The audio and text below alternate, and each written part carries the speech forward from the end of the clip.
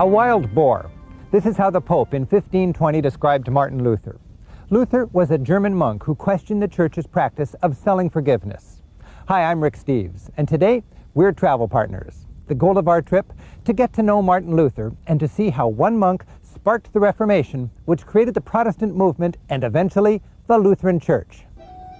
During Luther's time, Germany, which is about the size of Montana, was a confusing collection of over 300 little feudal states. We'll travel from Eisleben, where Luther was born, to the university town of Wittenberg, where he taught and preached.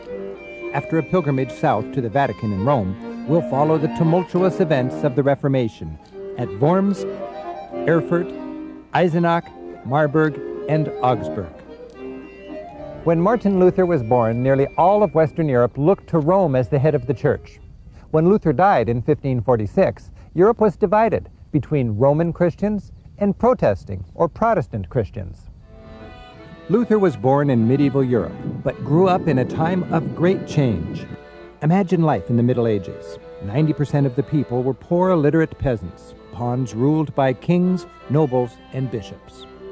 Most children died before adulthood. 30 years was a long life. Plague was a constant fear. People worked the land hoping only to survive the winter. Life for most was a dreary preparation for heaven. The Christian Church gave people hope for a better life after death.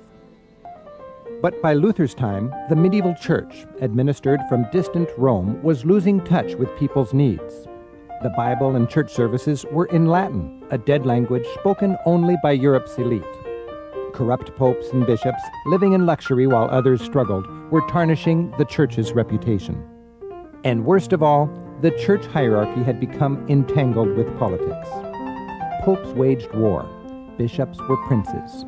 In much of Europe, there was no real separation of church and state. Sins were crimes, and tithes were collected like taxes. Bishops were treated like royalty.